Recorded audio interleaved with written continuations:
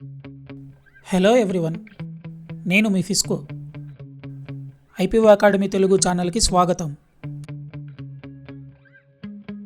ఇప్పటి వరకు మనం ఐపీఓ అంటే ఏమిటి మరియు ఐపీఓ ఎలా పనిచేస్తుందో తెలుసుకున్నాం. ఈరోజు ఐపీఓ ప్రక్రియలో చాలా కీలక భాగమైన fixed price IPO and book building IPO మధ్య తేడాలను తెలుసుకుందాం. మీరు ఈ ఐపీఓలో పెట్టుబడి పెట్టే ముందు ఈ రెండు పద్ధతుల గురించి వివరంగా అర్థం చేసుకోవడం చాలా ముఖ్యమైనది. ఇక ఆలస్యం చేయకుండా వీడియో స్టార్ట్ చేసేద్దాం.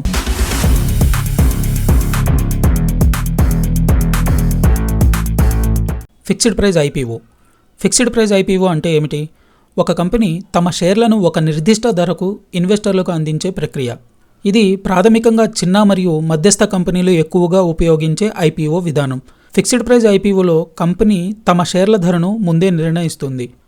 బిడ్డింగ్ ప్రక్రియ ఒకే ధరకు జరుగుతుంది. ఈ కారణంగా డిమాండ్ సప్లై సంబంధిత డేటా పొందుటకు అవకాశం ఉండదు. ఈ విధానం చిన్న పెట్టుబడిదారులకు సులభంగా అర్థమయ్యేలా ఉంటుంది. ధర ముందే ప్రకటించడం వల్ల వారికి షేర్ కొనుగోలుపై నిశ్చయత ఉంటుంది. కానీ మార్కెట్లో షేర్ల విలువ స్థిరంగా ఉండకపోతే ఫిక్స్డ్ ప్రైస్ ఐపీఓలో పెట్టుబడిదారులకు నష్టాలు కలగవచ్చు. ఫిక్స్డ్ ప్రైస్ ఐపీఓలో డిమాండ్ మరియు సప్లై ఆధారంగా షేర్లను కేటాయిస్తారు. షేర్ల డిమాండ్ ఎక్కువగా ఉంటే షేర్లు ప్రోరాటా పద్ధతిలో కేటాయింపులు పొందుతాయి. డిమాండ్ తక్కువగా ఉంటే అందరూ తమకు కావలసిన మొత్తం షేర్లను పొందగలుగుతారు. ఫిక్స్డ్ ప్రైస్ ఐపీఓ ప్రక్రియలో మొదట కంపెనీ తన షేర్ల ధరను నిర్ణయించి డిఆర్హెచ్పిలో వివరాలను, ఫండమెంటల్స్, మార్కెట్ పరిస్థితులు మరియు కంపెనీ ప్రస్తుత స్థితిని ఆధారంగా నిర్ణయించబడుతుంది. ఇన్వెస్టర్లు కంపెనీ నిర్ణయించిన ధరకు బిడ్డింగ్ చేస్తారు. ఫిక్స్డ్ ప్రైస్ ఐపీఓలో మార్కెట్లో ఉన్న పారదర్శకత తక్కువగా ఉంటుంది, ఎందుకంటే సబ్స్క్రిప్షన్ డేటా రియల్ టైంలో కనిపించదు. ఇన్వెస్టర్లు షేర్లను కొనుగోలు చేయడంలో పూర్తిగా కంపెనీ ఫండమెంటల్స్ మరియు ధర నిర్ణయంపై ఆధారపడతారు. చిన్న ఉదాహరణలో చూద్దాం. ఒకే ధర అంటే ఏమిటి అనేది చూద్దాం. ఏబీసీ ప్రైవేట్ లిమిటెడ్ కంపెనీ ఉందనుకుందాం. అందులోని ఐపీఓ షేర్ల సంఖ్య 1,00,000 షేర్లు. ఒక్కొక్క షేర్ ధర ₹100. ఏబీసీ ప్రైవేట్ లిమిటెడ్ కంపెనీ 1,00,000 షేర్లను ఒక్కొక్క షేర్ ధర ₹100 చొప్పున నిధులను సేకరిస్తుంది. మొత్తం ఆ కంపెనీ సేకరించే నిధులు ₹1 crore. Book building IPO process గురించి తెలుసుకుందాం. బుక్ బిల్డింగ్ ఐపీఓ అనేది కంపెనీ తమ షేర్ల ధరను నిర్ణయించడానికి ఇన్వెస్టర్ల నుండి డిమాండ్ను సేకరించే ప్రక్రియ. బుక్ బిల్డింగ్ ఐపీఓను ఫిక్స్డ్ ప్రైస్ ఐపీఓలో పోలిస్తే బుక్ బిల్డింగ్ ఐపీఓలో మార్కెట్ డిమాండ్ ఆధారంగా షేర్ల ధరను నిర్ణయిస్తారు. బుక్ బిల్డింగ్ ఐపీఓ విధానం పెద్ద మరియు చిన్న పెట్టుబడిదారులకు నమ్మకాన్ని పెంచేలా ఉంటుంది. దీని కారణం ఈ విధానంలో ఎక్కువ పారదర్శకత ఉంటుంది. పెట్టుబడిదారులు తమ బిడ్లను మెల్లగా, వివరణాత్మకంగా పెడతారు. అందుకే బిడ్డింగ్ ప్రాసెస్ పూర్తిగా పారదర్శకంగా ఉండే అవకాశం ఉంటుంది. ఈ ప్రక్రియలో వారు తమ బిడ్ల స్థాయిని మరియు మరొకరి బిడ్లను కూడా చూసే అవకాశం ఉంటుందని భావించి వారు జాగ్రత్తగా నిర్ణయాలను తీసుకుంటారు. మార్కెట్ డిమాండ్ ఆధారంగా షేర్ల ధర నిర్ణయించబడుతుంది కాబట్టి పెట్టుబడిదారులకు ఇది ఒక నమ్మకాన్ని పెంచే ప్రక్రియ. ఈ ప్రక్రియలో కంపెనీ తమ షేర్ల ధరను ఒక ప్రైస్ బ్యాండ్ రూపంలో నిర్ణయిస్తుంది. ఉదాహరణకు ₹100 నుంచి ₹120 మధ్య ఒక ప్రైస్ బ్యాండ్ను నిర్ణయిస్తుంది. పెట్టుబడిదారులు ఈ ప్రైస్ బ్యాండ్లోని ధరలను బిడ్డింగ్ చేసుకుంటారు.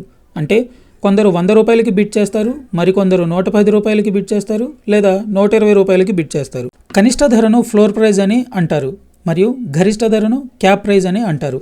ఉదాహరణకు ఒక కంపెనీ తన ఐపీఓ కోసం ధరల బ్యాండ్ను ₹100 నుండి ₹120గా నిర్ణయిస్తే అందులో ఫ్లోర్ ప్రైజ్ అంటే బిడ్డింగ్ ప్రారంభమయ్యే కనిష్ట ధర, క్యాప్ ప్రైజ్ అంటే బిడ్డింగ్ చేయడానికి అనుమతించిన గరిష్ట ధర అని అర్థం. ఈ రెండు ప్రైజ్ల మధ్యలో పెట్టుబడిదారులు బిడ్డింగ్ చేసుకోవచ్చు మరియు తుది షేర్ ధరను మార్కెట్ డిమాండ్ ఆధారంగా కట్ ఆఫ్ ప్రైజ్గా నిర్ణయిస్తారు.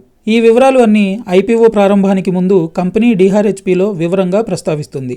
డిఆర్హెచ్పిలో ప్రధానంగా ఈ క్రింది విషయాలు ఉంటాయి: ఫ్లోర్ ప్రైజ్ మరియు cap price, company business model, financial statements మరియు వ్యాపార వ్యూహాలు, ఐపీఓ ద్వారా సేకరించిన నిధులను ఎలా వినియోగించబోతున్నారు, ఇండస్ట్రీ ట్రెండ్లు మరియు పోటీ సంస్థల సమాచారం, షేర్ల కేటాయింపు, డిమాండ్ సప్లై డేటా వంటి అంశాలను పరిశీలించవచ్చు. ఈ వివరాలు పెట్టుబడిదారులు తెలుసుకోవడం వల్ల సరైన నిర్ణయం తీసుకునేందుకు సహాయపడతాయి. బిడ్డింగ్ సమయంలో డిమాండ్ సప్లై సమాచారం లైవ్లో అందుబాటులో ఉండడం వల్ల ఎవరు ఎంతమంది బిడ్డింగ్ చేస్తున్నారు అన్ని వివరాలు కేటగిరీల ప్రకారము అందుబాటులో ఉంటాయి. రిటైల్ ఇన్వెస్టర్లు, qualified institutional buyers, non institutional ఇన్వెస్టర్లు ఈ కేటగిరీల ప్రకారం బిడ్డింగ్ చేస్తున్న షేర్ల సంఖ్య, డిమాండ్ ఏ స్థాయిలో ఉందో లైవ్గా ట్రాక్ చేయవచ్చు. ఎక్కువ మంది పెట్టుబడిదారులు కట్ ఆఫ్ ప్రైస్ వద్ద బిడ్ చేస్తారు.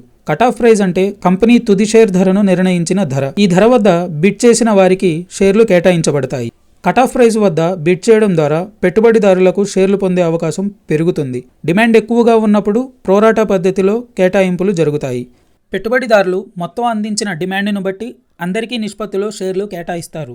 ఈ విధానం వల్ల పారదర్శకత పెరుగుతుంది. అందుబాటులో ఉన్న షేర్లు న్యాయంగా పంపిణీ అవుతాయి. Fixed price IPO versus book building IPO మధ్య తేడాలను ఓసారి గమనించండి. షేర్ల ధర ముందే నిర్ణయించబడుతుంది. ప్రైస్ బ్యాండ్ ఆధారంగా ఉంటుంది. డిమాండ్ సప్లై డేటా లభ్యం కాదు. డేటా లైవ్లో ఉంటుంది. ట్రాన్స్పరెన్సీ ఎక్కువ. స్మాలర్ కంపెనీస్ ఎక్కువగా వాడతాయి. లార్జర్ కంపెనీస్ ఎక్కువగా వాడతాయి.